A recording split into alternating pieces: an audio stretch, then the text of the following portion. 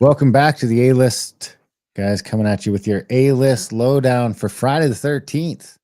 I don't know, that can't be good, but yeah, Friday the 13th, 2025 with Modest, Recusal, and Bild-Budget-Berger.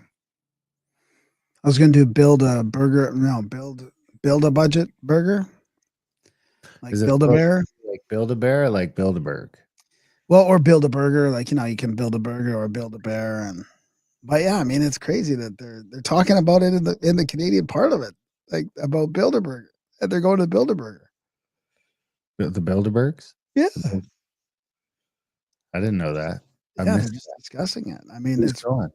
Well, the finance minister, supposedly.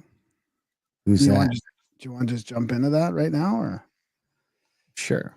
Yeah, let's just jump into that so we can make it a segment here. So, I mean, because I love that, I love that just this stuff's being talked about now, That's kind of where I'm at. I'm just happy that these things that we've been discussing for decades is being discussed in the Canadian government.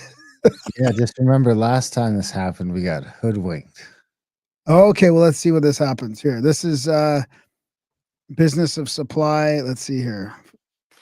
Is the Minister of Finance going to be using taxpayer dollars to travel out of the country this week? So he's asking that for a reason, right? Because he knows. Look at the little smirk on his face. Yep. First of all, I'm happy to say hello to my colleague. He was my critic when I was a young man, Mr. Speaker, when I started in this house, and now I see that 10 years after, I still have the pleasure to have to answer his question. He comes from a great region. My dad lives next to his. Agro West. Is the Minister of Financing planning on traveling to the Bilderberg meetings this week using? Like, maybe this is a fake video? Is he even answering that question? I mean, it seems weird. Let's go on. Taxpayer dollars?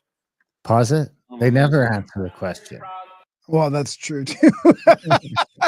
That's a good point. To answer questions from my colleague, like I said, he comes from a great region where my family is also, and like, who gives a shit about all this about your family comes from a great region? Like, why is he saying all that? So I've seen him in action, and it's great to see that they can. For Niagara West. I just want to ask the finance minister why he believes that he should spend time at the Bilderberg meetings rather than actually tabling the budget. Honorable Minister. Mr. Speaker, I'm so glad to see my colleague is actually following, paying so much attention about what I do. I travel to Shawinigan also every weekend, Mr. Speaker, and I would be glad to invite him at home as well because he seems to be very interested where I'm going. So that's it. I mean, Is the Minister of Finance going to be using? It's just like what, like they're so bent on using taxpayer dollars to go to the Bilderberg meeting. Really, you're worried about that kind of amount of waste? Well, I think that it's more about just getting him to publicly admit that we're going to the Bilderberg. Yes, exactly. Before the budget, so they can't budget it, but they're going to go to the Bilderberger. Carney sends his finance minister to secretive Bilderberg conference instead of tabling budget. That's from Dean Alice's. What? Isn't the Bilderberg a conspiracy? Or is that? That's what I'm saying. That's what's so great about this, right? Remember, it was all a big conspiracy, and it's one of those things. Oh, they weren't doing it. Oh, they are doing it, but it's good for the world. It's that whole meme, right? About now it's just whatever. Now it's good, right? It used to not happen at all, but now it's good. So I got some stuff highlighted here. This is just talking about the Bilderberg, but so my highlighted thing didn't work. So this is really frustrating. So maybe it'll bring back my other highlights. Yeah. So that this app that we're using sucks. So all that work I went through, all that pre-show work has just gone out the toilet. Huh. I think Twitter is not the best. There's a little highlight, or is that not yours? That's not mine. Oh. No. Well, Twitter's not good. It's too active. Okay, I'll remember it here. Here's Jeremy McKenzie. They can't produce a budget because they haven't been told what the agenda is from Bilderberg yet. Seriously. That's a good point.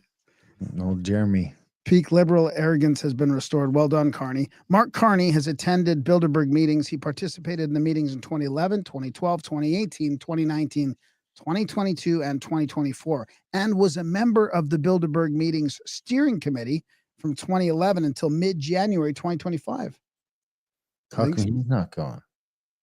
Well, because he's sending his finance guy. I think Carney and everyone is here right now in Alberta. Because the G7, well, the Bilderberg was right before the G7. When's the G7 start? On the 15th. Oh, so Bilderberg must be right now. why would they start it on a Sunday? I don't know, but so the Bilderberg must be this weekend and the G7's next week. Bilderberg from June 12th to June 15th at the Grand Hotel in Stockholm, Sweden. And the G7 is the 15th to the 17th in Kananaskis. So they overlap. So they basically just fly from Bilderberg to the G7. Yeah. Right?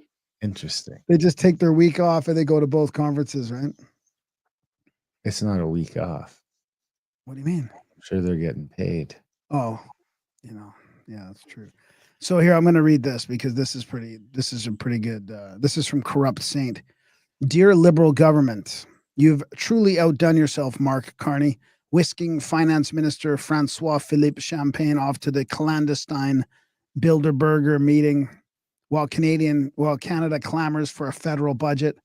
From coast to coast, we're wrestling with skyrocketing housing costs, healthcare systems stretched thinner than a dollar store tarp, and Chinese tariffs gutting our farmers. Yet you're hobnobbing with global elites in Madrid instead of tackling our $62.3 billion deficit disaster. We need a budget now, not some half-baked fall economic update that reeks of procrastination. The irony is richer than a Bay Street bonus. You sermonize about affordability, about a net zero nirvana, but can't spare a moment to fix Canada's crumbling foundations before jetting off for secret chats with NATO honchos and corporate overlords. Don Davies' NDP propping up this farce must be snickering as you prioritize international schmoozing over our porous borders and an EV mandate with zero infrastructure to support it.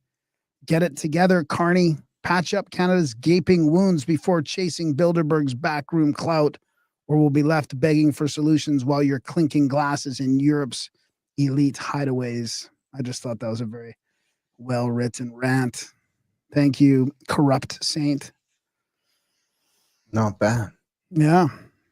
And that's the thing. I mean, this EV thing is back on the table. I mean, I don't know if you've heard about that, but they're still pushing this 2035 thing with EVs. I mean, there was a CEO of Ford came out against it, and I'm like thinking, man, what are they thinking? There's no infrastructure to support it. You guys are having brownouts in Alberta last couple of years, and they want to just pump up the EVs. Like, you know why? I wonder, because they've got investments in China EVs, don't they? I mean, and they've got a bunch of subsidies in these EV companies in Canada. Well, we have a huge, that'd be counterintuitive. Isn't that kind of weird? Isn't that kind of corrupt if you put our money into these subsidies and then you force the regulations to change? Well, I don't know. But I don't know that any of those subsidies worked out, did they? Well, that's the thing. Well, maybe it's not too late to make them work. And then there's 100% tariff on Chinese EVs, which would be counterintuitive to them investing in Chinese. With our pension fund, 600 million of our pension fund, I think, went to Chinese EVs, and then they tariff it. So, is that a bit of a? That's not good. That's not good. Right? I mean, that's bad business. That seems bad. Like, it's not even. That's like anti-corruption. That's just fucking biting your own tail. It's a real mess. You've got a real mess on you. You're in a real mess. I mean, so China could just tank our pension at any time just by shutting down that industry. You know, not that they would shut down that pension, but it's a lot. That's a lot. It's 600 million. That's a lot of money. How much of that is? How much is a pension fund? 600, right? So that's like 1%. No, I think the pension fund's like 500 billion, isn't it? I'll check. All right, I'm gonna pull a clip up. See if you've seen this yet. Parents report that a male bus driver dressed as a female schoolgirl and called the route the Lolita line. What would you do, Graham, if your kid was on this route?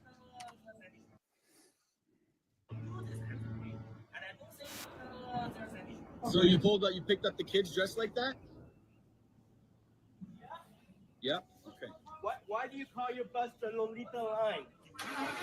Why is it called the Lolita line? Why is it called the Lolita line? You caught the Like when people are mentally sick. you caught the first bit, right? You seen her? Yeah. But that's the best question. Why do you call it the Lolita line? Like they must know what that means. Yeah, it's retarded. I mean, it's the most stupid thing you could possibly do is to do that and then name it after Epstein's fucking plane. What?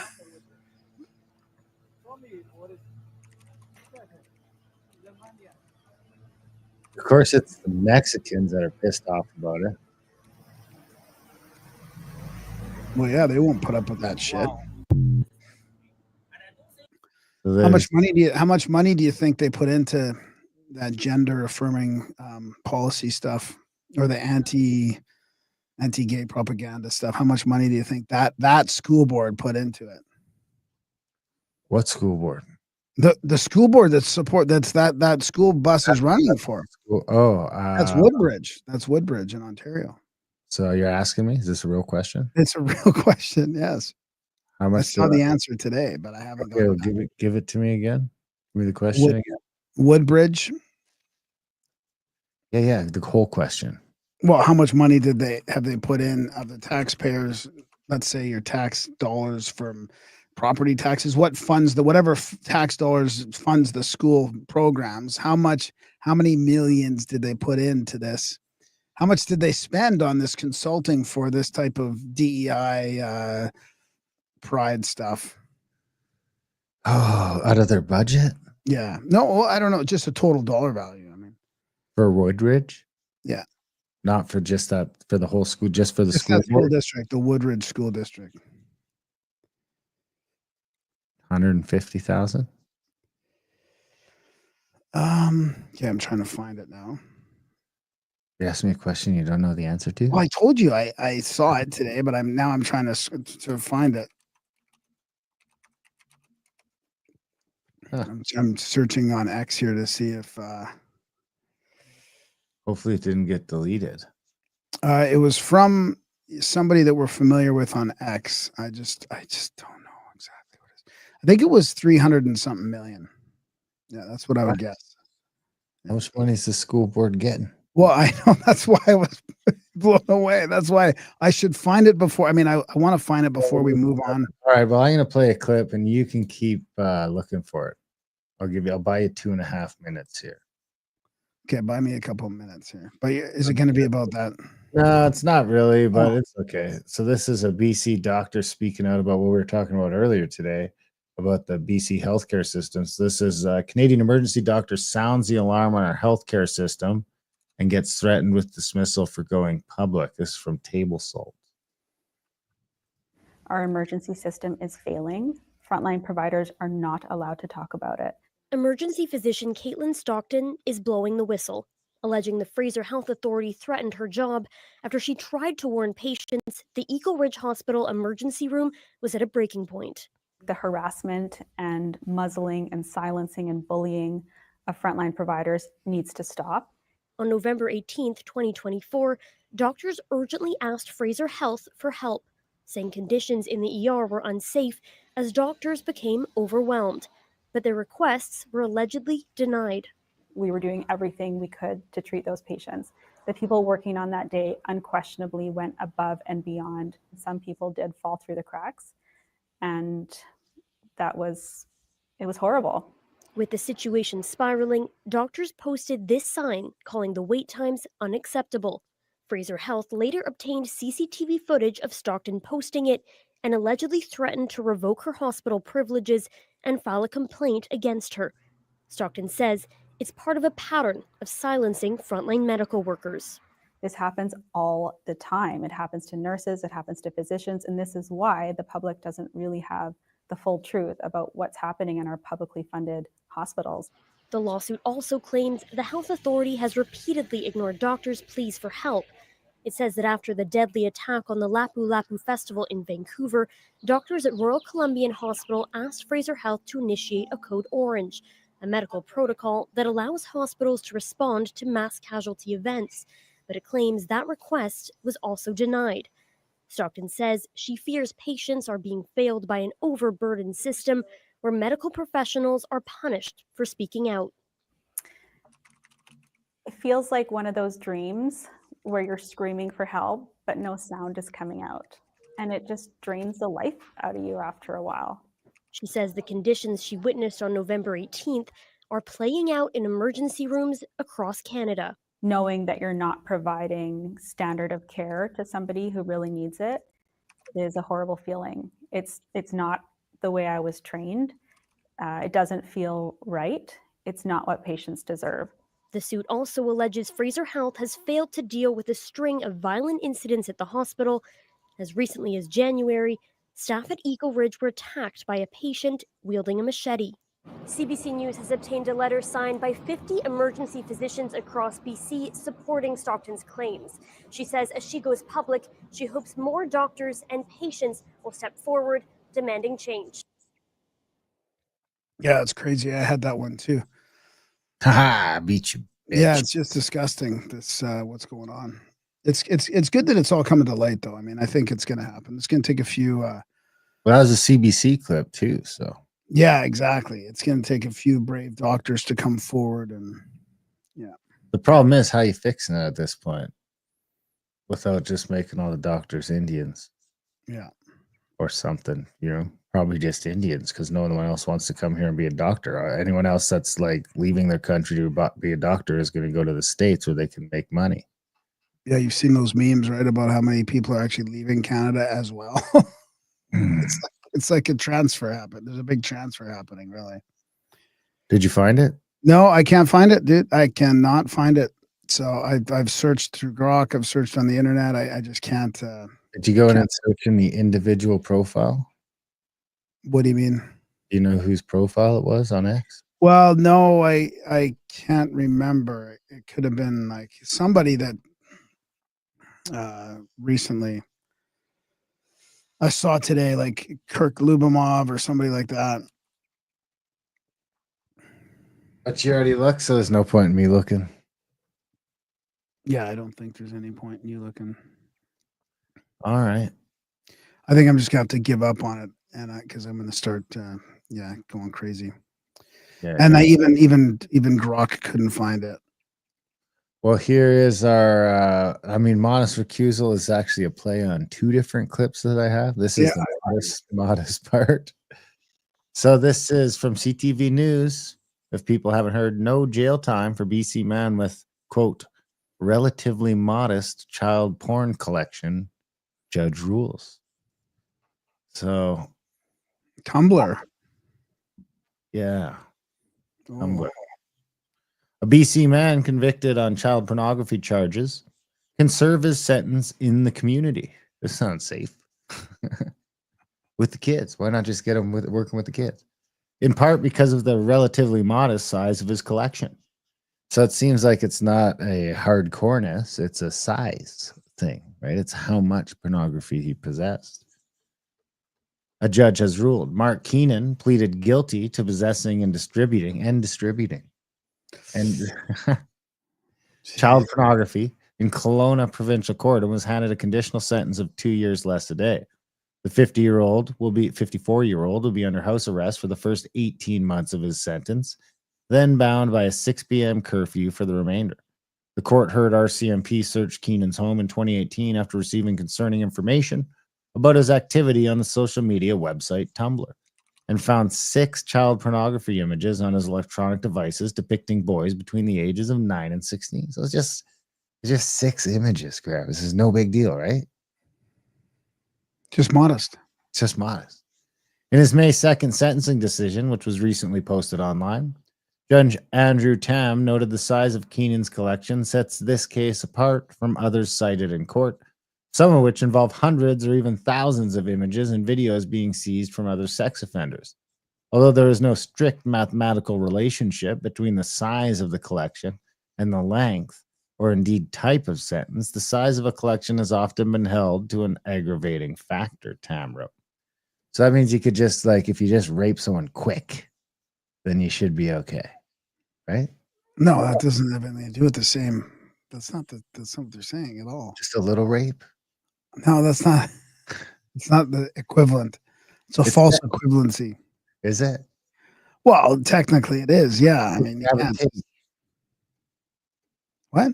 What if you just grab a titty? Walk by, grab a titty.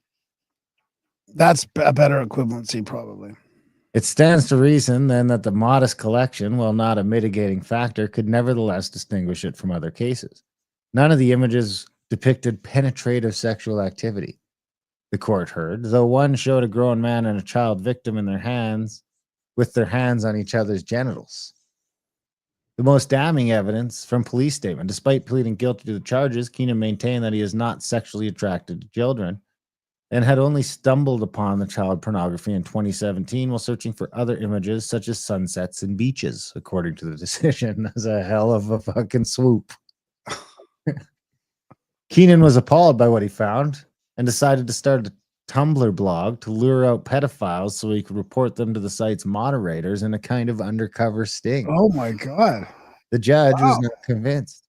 Tam noted that Keenan remained in possession of the images a year after finding them and had been carrying on conversations with other Tumblr users, which he expressed interest in sexual activities with children. They are unnecessarily graphic and go well beyond what one may expect in order to identify who may be a pedophile on the website, Tam found. His participation in these conversations seems to genuinely earnest for it to be a ruse. The judge ultimately ruled on a balance of probabilities that Keenan's collection and his online conversations were for his own sexual gratification. And he still just let him go. The most damning evidence will come from Mr. Keenan's own mouth, Tam added. Upon his arrest, he gave a voluntary statement to police. When confronted with the Tumblr messages and asked if he were aroused by them, he replied, I mean, in a way, it's hard not to be. What? The judge considered Keenan's plea, his lack of prior criminal record, and support of letters from the community as mitigating factors while determining that a conditional sentence was appropriate. Keenan will be on probation for a year after his sentence is over and must submit a DNA sample to law enforcement. This dude's gonna rape a kid, I bet. I mean, this is usually the way it goes, isn't it? It's usually a am I allowed to say that? I mean, I don't. You think they'd be setting an example, you know? This is terrible. Right? This is fucking not good. It's okay to have a little porn, not a lot, and to entice minors online. It's hard to believe that they're not making like an example of this and saying like this is not, you know, right. All right. And did you see the judge, the Supreme Court judge in Canada or whatever they call them? What's the highest level judge or whatever, talking about Trump, like literally getting political and saying Trump's an authoritarian or whatever. I didn't see that. This is what's happening in our court system. Like, it's just so crazy. It's fucked up. It is not good because this sort of stuff tends to escalate, especially if the punishments are not severe, you know? That's what I mean. Like, this is why we're in the mess we're in. The same sort of thing with drugs. Yeah. Well, crime around drugs, like, and just being able to use outside, like using outside, for example, you know.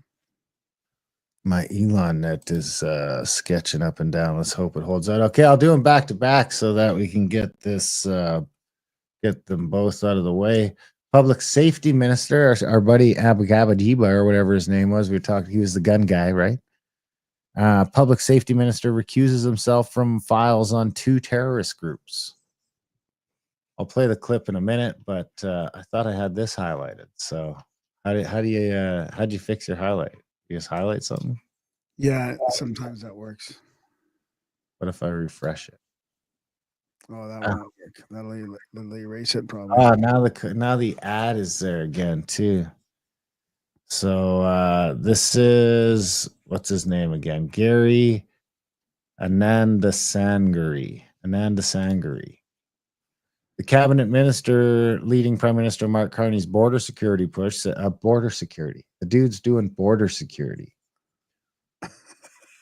Said Tuesday is recusing himself from files related to a Sri Lankan terrorist group and its Canadian Front organization.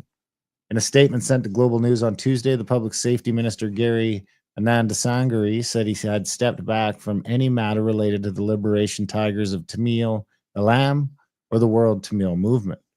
The minister did not explain why he had done so, except to state that it was out of an abundance of caution. He released the statement after Global News asked for a copy of conflict of interest documents he had prepared. By contrast, his office issued a statement last Thursday saying he had asked public safety officials to implement a screen on any national security issues relating to the Tamil community. Anand Sangari and his family are members of the Tamil community, it said, and he had asked public safety officials to implement a screen to ensure that there is no perception of any conflict. Global News asked the minister's office Tuesday why he had recused himself from files on the two terror groups and why he changed the description of the topics deemed off limits, but he has not responded. Both groups he cited in his recusal statements have their origins in the conflicts in Sri Lanka, where Anna Sangari was born before coming to Canada and ruling you in 1983 and becoming an activist, realtor, lawyer, and MP. The Liberation Tigers of Tamil Eelam, or LTTE, fought a 25-year civil war against the Sri Lankan government forces in an attempt to carve a separate state out of the tiny island nation off India's southern tip. In 2006, Canada placed LTTE on its list of terrorist entities, citing its terror attacks against civilian centers and political assassinations, such as the 1991 killing of former Indian Prime Minister Rajiv Gandhi. You know, when you're going to piss off the Indians this much, it's probably not a great idea to let so many of them into the country. Just saying. What do you mean? Who's pissing off the Indians? Well, this group that is now we're allowing into our government killed the Indian Prime Minister in 1991. And they were pissed off about jug meat too, right? Because and all this Khalistani shit. I know, yeah, who knows what's gonna happen between all these factions, right? and how does this not all get cleared up before he gets to be an MP? Like, so how about this? The world I think if I became an MP, like I would be in trouble for my past addictions or something like that, right? I mean, that I used to party a lot. I mean, that would probably be a big deal. I'd have to tell them like, hey, I don't think you'd have to. No, that's nothing compared to I used to be in a terrorist organization. That's what I'm saying. Like, but I mean, the World Tamil Movement, or WTM, was added to the list in 2008. The RCMP raided its offices in Toronto and Montreal, and the government seized its assets on the grounds it was a fundraising arm of the LTTE. The Minister of Public Safety is responsible for the government's official list of terrorist groups. So this is concerning. Look what's come off the list. Miraculously, we've got a few off the list. I mean, what if you looked right now at the list and it was gone?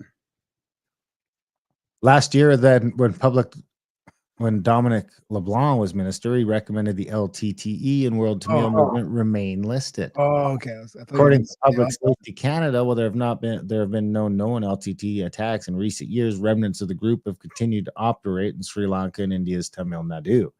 In addition, LTTE has an international fundraising and procurement network that continues to exist. While I appreciate the minister being aware that some people may question his loyalties, it is not enough to recuse himself from such a key item in this portfolio. The PM needs to reassign this minister and bring in somebody completely free of appearance of conflicts. For any minister that has changed portfolio, here we go. The Prime Minister has handed Anand Sangari the task of bringing in legislation to toughen Canada's borders. So I think I can probably leave it at that. Government forces routed the LTE in 2009 and killed its leader. After the war ended, Anand Sangari helped hundreds of Sri Lankan migrants who had paid human smugglers to ferry them to Canada's west coast on board the ships MV Ocean Lady and MV Sunsea. He and his wife have also been critical of Canada's national security agencies, particularly when it comes to their handling of issues related to Tamil refugees. So this is great. Don't say. You don't say. Now we're going to start funneling some new goons. Right? Wow. Oh, yeah. That's unbelievable. That's a good one. It's pretty wild. I still got another I only got one left, but it is also a banger. Okay, go for it. Oh, I'll do it. I'll do it if you want. This is a banger too. I think this is old, but it's worth redoing. This is Shane Wensley says, as someone who's built a business and dealt with all levels of government, I can tell you Canada's public service is broken. Here's what's wrong and how we can fix it.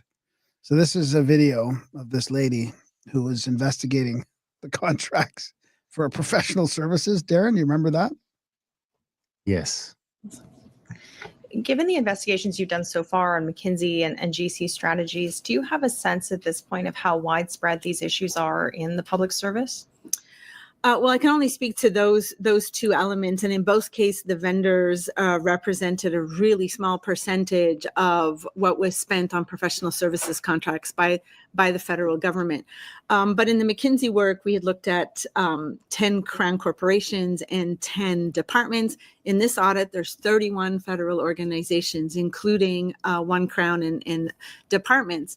And we found issues in almost every contract that we looked at, which tells me that there's no reason to believe it's limited to these two.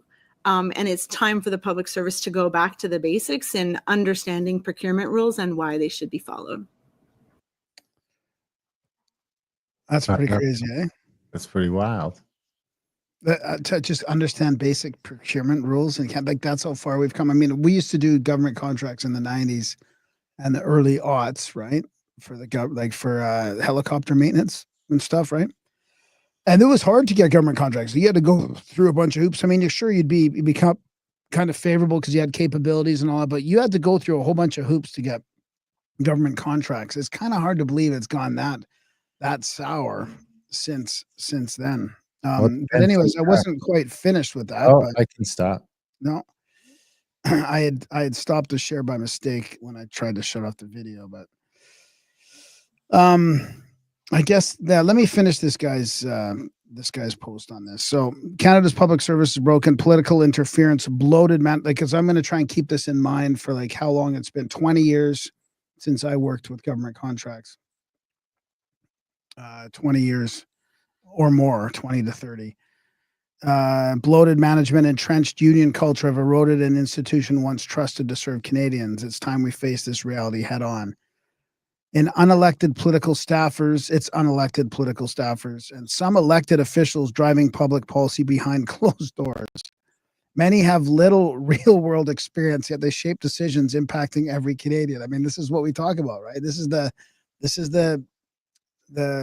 competency crisis right here, right? The managerial class running the show. Public sector unions protect job security regardless of performance. That's what I hate about the unions.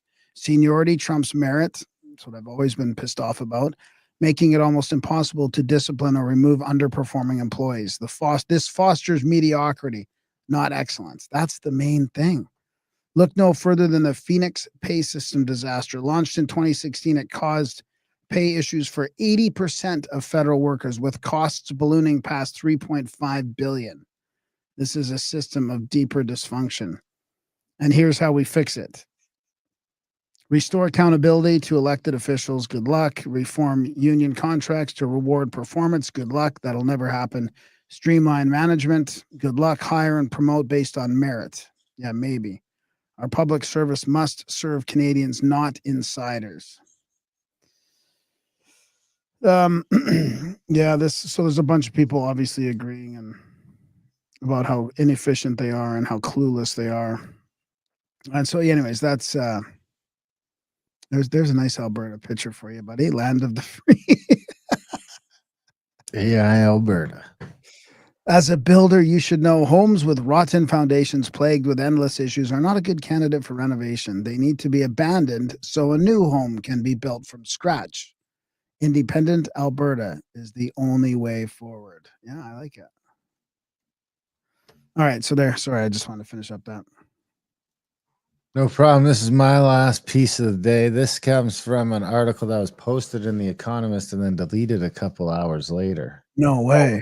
But I was able to find it in the Wayback Machine at archive.org. So I got the link. Do we know why it was deleted? I don't know. Let's read it and find out. So Carney's colossal Canada-US pact. It would give America a first right of refusal on Canadian minerals. Canada has been the crucible for Donald Trump's rambunctious trade and foreign policy. America's president had his northern neighbor in his sights before he was even inaugurated. As world leaders flock to Alberta on June 15th for the G7 summit, Canada is on the verge of cementing its place in the vanguard of Trumpian geopolitics. It may soon become the first country to emerge from a bewildering thicket of tariffs and threats with a sweeping new pact on security and trade.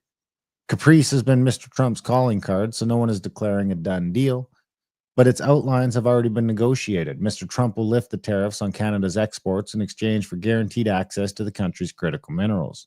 During his election campaign, Mark Carney, Canada's Prime Minister, told Canadians that Mr. Trump wanted to break us so that America can own us. If the deal goes through, he may find it hard to explain why he has made such a monumental deal with the breaker-in-chief. The deal has been in the offing since Mr. Carney visited the White House on May 6th, the week after his Liberal Party won a historic fourth term.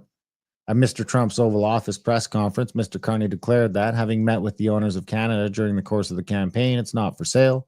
But in private discussions across the hall in the Roosevelt Room, the contours of Fortress Can-Am were already being hammered out. Before going to Washington, Mr. Carney asked officials to list the Canadian products that Mr. Trump needs the most. Rare earth elements and critical minerals topped the bill. A continental agreement would free the United States from its reliance on China for the extraction and refining of these resources. They are vital to the production of magnets that go into engines, resonators, and navigation systems for everything from missiles to fighter jets. The F-35 Lightning II alone, the multi-role fighter most NATO countries have ordered, no one has one yet, though. They must be out already. I mean, requires over 400 kilograms of rare earth elements. High-tech equipment of all kinds, from batteries to semiconductors, require rare earths and critical minerals whose supply is often dominated by countries that Mr. Trump dislikes trading with. Tariffs were meant to force manufacturers to set up shop in the United States, but they are also stunting investment in the mining of these critical elements in Canada. So Canadian negotiators are using the national security imperative to get them lifted. Olivia Volpe, head of Canada's Association of Auto Parts Manufacturers, noticed that the White House wants to repatriate manufacturing, but they don't get to repatriate resources. People briefed on the negotiations say the United States would be guaranteed first right of refusal on Canadian resources. That is quite a prize at a time when countries around the world are scrambling to line up their supplies. That may explain why Mr. Trump wants to deal with Canada, but why would Mr. Carney work with the man who has repeatedly said he wants to swallow his country? Probably because Mr. Trump's tariffs are not just stifling investment, but beginning to hurt Canadian workers. Unemployment hit 7% in May. Pandemic aside, it's the highest rate since 2016. Mr. Carney has vowed to diversify Canada's trading options so that it is never again so dependent on a single trading partner, but it will be years before Canada can escape the gravity of the world's largest consumer market that is so easily accessible by rail or lorry, if it ever can. The deteriorating Canadian economy compels Mr. Carney to act now to maintain access to the market that has been responsible for Canada's prosperity for close to a century. Access to minerals is not the only thing Mr. Carney is offering. On the campaign trail, he said he would spend the equivalent of 2% of GDP on defense by 2030. On June 9th, he announced a dramatic acceleration, saying Canada would in fact hit 2% by March 2026 by spending an extra $9.3 billion, most of which will go on recruitment and increasing soldiers' pay. Critical mineral exploitation is expensive. Canada's reserves of uranium, tungsten, vanadium, and graphite are in isolated areas. Roads will need to be carved out of the wilderness. Processing plants will have to be built where there is little existing infrastructure. A pact that guarantees decades of American business would probably push firms currently sitting on the sidelines with stacks of cash to invest in one of this century's mining booms. Canada has a constitutional duty to consult its First Nations before proceeding on resource development, and many Indigenous leaders remain wary. These kinds of projects can take decades to go from planning to full production.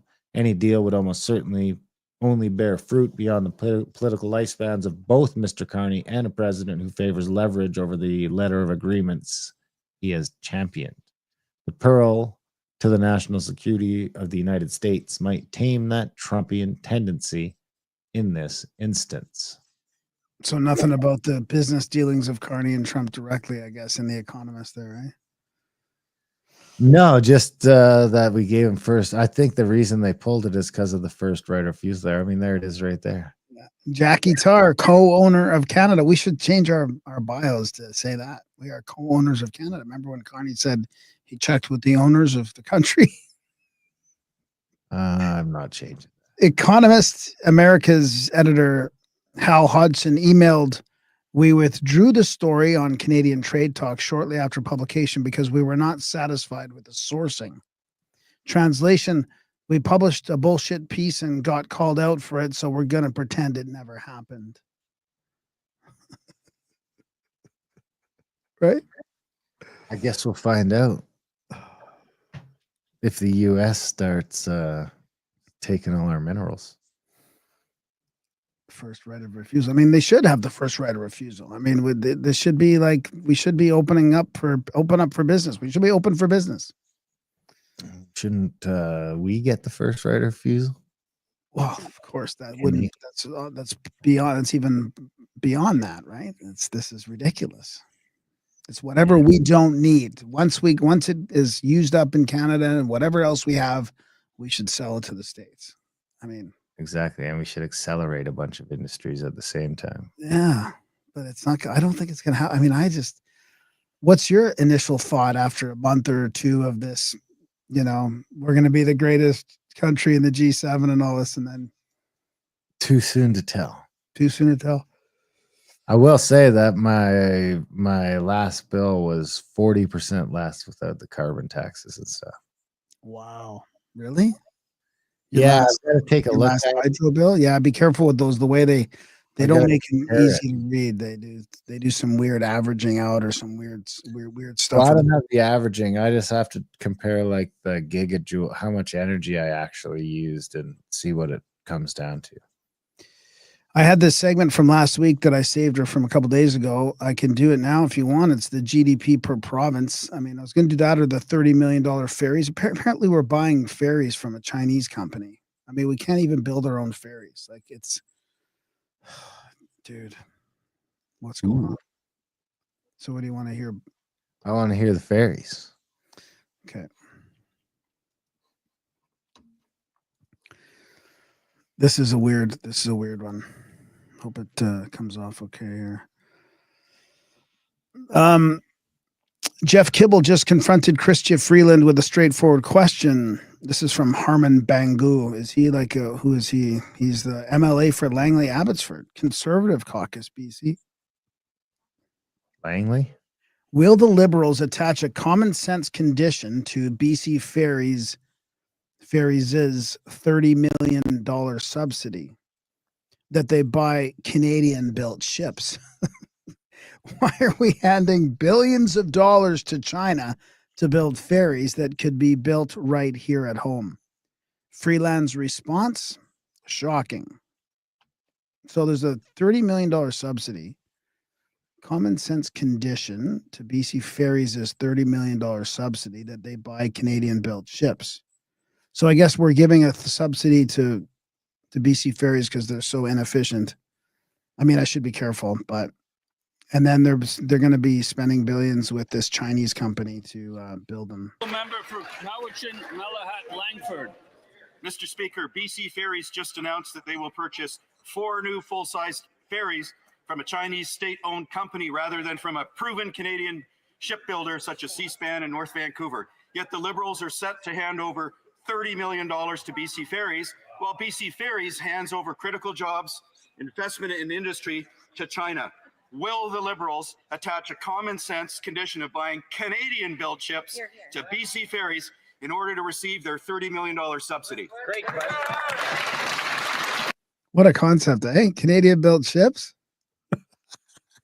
Because they must build all sorts of ships on the East Coast, right? Well, that Seaspan's in Vancouver, I think. So there's some shipbuilding in Vancouver too. But yeah, building yards out there. Yeah, but the East Coast probably more so, like you said. Yeah. I mean, wouldn't that be? Hey, maybe that would affect the GDP of the East. Wait till you see that map. So it'll help me show you when I show you that map after. It'll put some context to that. So here's a response. Mr. Speaker, I want to thank the member opposite for that important question. Oh, the performative, The performative is just like, it makes me throw up in my mouth. I want to thank the. Absolutely share his She's the worst. concern when it comes to government procurement at all levels. Now is a time when we need to support Canadian workers and Canadian industries, and we need to work closely with our allies and trade partners. That project, Mr. Speaker, was not a federal government project. So that's it. Just wasn't federal. So God, I fucking hate her. it's just so infuriating. They must be trained how to just repeat all the bullshit that was in the question and just repeat all the fluff talk and then just not answer in the end. It's just infuriating. So here's our GDP per province. Now I double checked all this. I'm going to go over the numbers with you because this doesn't seem to make sense, but I think the trend is correct. So look at how it goes from dark red. So this is debt to GDP ratio. So Newfoundland, Labrador, 40. I'm going to round up all the numbers. Like basically the whole East is 40%. New Brunswick, it comes down a little bit. Manitoba, 34. Nova Scotia, 32. Prince Edward Island, 29. Saskatchewan, 14. Or closer to 15, BC 15, Alberta 12. See the colored coded thing there, right? Yeah. But, I asked your assistant what they thought of this. Let me just try and find that tab here. Do you want to give you a couple states? Wyoming is the best state at 4.9%, North Carolina 7.1%, Georgia 10.7%. Florida 11.1, Texas 13, Massachusetts 17, Illinois 17. So that sounds like it's net probably. So why isn't it sharing the other one? That's gross. That's gross. Okay. Yeah. Is that other one net? Well, that's the problem is that's what I was going over in here. So this was the 2021, because that's going back to 2021, right? That one is the 2020, 2021. So then when I asked it to look, it looked, and it's quite different here. It's got BC and Alberta 39, 35, sorry, other way around, 35, 39 for Alberta, Saskatchewan 55, Manitoba 88. So I thought, well, that's got to be a different measurement, right? And then Newfoundland, Labrador is way up at 112. So that's way off. So then I said, well, it's supposed to be for 2020 and 2021. And then it changed a little bit here, 41. And so that looks more like it. It's still not quite the same. Alberta is still at 9%, lowest among the provinces, because then I asked it to do net GDP, net debt to GDP. And then, but it's still off a bit, right? So then I thought, well, why is it doing that? The first answer doesn't seem to match what I saw. Maybe said there's 20. So then I get it to do 2020 and 2021, and it still comes out. Oh, there's the gross again, and here's the net. So Newfoundland and Labrador at 60, Quebec, Ontario 43. So this is even worse. So I couldn't duplicate what was on that map, but it was the same trend. Obviously we all know that Saskatchewan, BC, and Alberta are the lowest. And the East is the highest. But I mean, that would be nice to get some shipbuilding from the East, right? I mean, maybe they don't have a way to get the ships. What would they have to do? Well, Go they to got to the sail Panama from Canal? China. I can't take much longer to go down through the Panama Canal than it does to come from fucking China. I mean, even still, you'd think it'd be worth it, Yes, of course it'd be worth it. Even if it costs us more money, it would be worth it. That's what I don't understand, especially when it comes to public works, public projects. Why not use our own stuff? It was just the trash that was made in Taiwan. That was before Taiwan. Is Taiwan's just China now? What? Is there still a Taiwan? Yeah. You sure? Well, How come none of the stuff is made in Taiwan anymore? I don't know, but just check to see what your assistant says about that. Is there? I'll put what happened to Taiwan.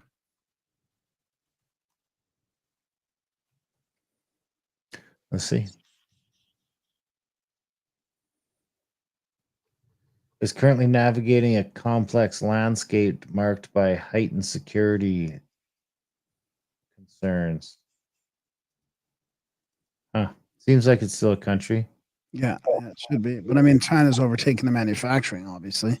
China took it over, but they used to just make crap. They shouldn't be making ferries. It's just going to be a ferry where the doors break off and just bad things fucking happen. It's not good. It's just those are the types of things you think we would really just make ourselves, be proud of making our own ferries exactly how we need them, how we want them. Like, why can't we just do that? Yeah, I agree. So are we out of here?